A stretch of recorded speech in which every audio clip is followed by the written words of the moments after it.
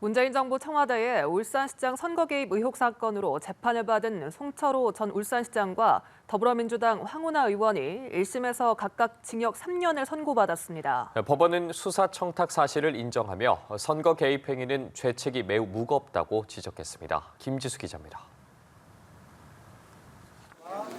서울중앙지법은 오늘 오후 송철호 전 울산시장, 더불어민주당 황운하 의원 등 피고인 15명에 대한 1심 선고 공판을 열었습니다. 문재인 정부 청와대가 2018년 6.13 지방선거를 앞두고 울산시장 선거에 개입했다는 의혹으로 검찰이 공직선거법 위반 등 혐의로 관련자들을 재판에 넘긴 지 3년 10개월 만입니다. 공직선거법 위반 혐의로 기소된 송 전 시장에게 징역 3년이, 이른바 하명 수사에 나선 혐의로 기소된 황 의원에게도 총 3년이 선고됐습니다. 송병기 전 울산시 경제부시장에게도 총 징역 3년을, 하명 수사에 개입한 혐의를 받는 백원우 전 청와대 민정비서관에게는 징역 2년을 각각 선고했습니다. 재판부는 송 전 시장이 당시 울산지방경찰청장이던 황 의원에게 김기현 당시 울산시장 관련 수사를 청탁했고, 이에 따라 수사가 진행된 것으로 판단했습니다.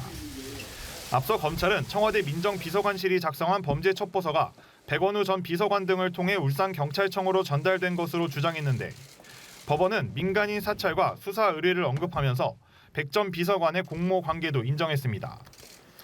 황 의원이 청와대로부터 각종 비위 정보를 받아 김기현 당시 시장에 대한 하명 수사를 한 혐의 등을 두고 선거에 영향을 미치려 했다고 본 겁니다. 또 황 의원의 직권남용 혐의에 대해서도 자신의 의도대로 수사를 진행하기 위해 담당 경찰들을 전보 조치했다고 지적했습니다. 다만 송 전 시장 공약이었던 공공병원 설립 과정에서 청와대 관계자의 지원을 받은 혐의에 대해선 인정하지 않았습니다. 또 당시 송 전 시장의 당내 경쟁자에게 경선 포기를 대가로 공직을 제한한 혐의로 재판에 넘겨진 한병도 의원에 대해선 인정할 만한 증거가 없다며 무죄를 선고했습니다. 재판부는 공적 기능을 자신들의 정치적 이해를 위해 사적으로 이용해 투표권 행사에 영향을 미치려 한 선거 개입 행위는 죄책이 매우 무겁다고 양형 이유를 밝혔습니다. 다만 실형을 선고받은 송 전 시장과 황 의원, 송 전 부시장과 백 전 비서관은 증거인멸이나 도망 우려는 없다고 봐 법정 구속은 하지 않았습니다. 연합뉴스 TV 김지수입니다.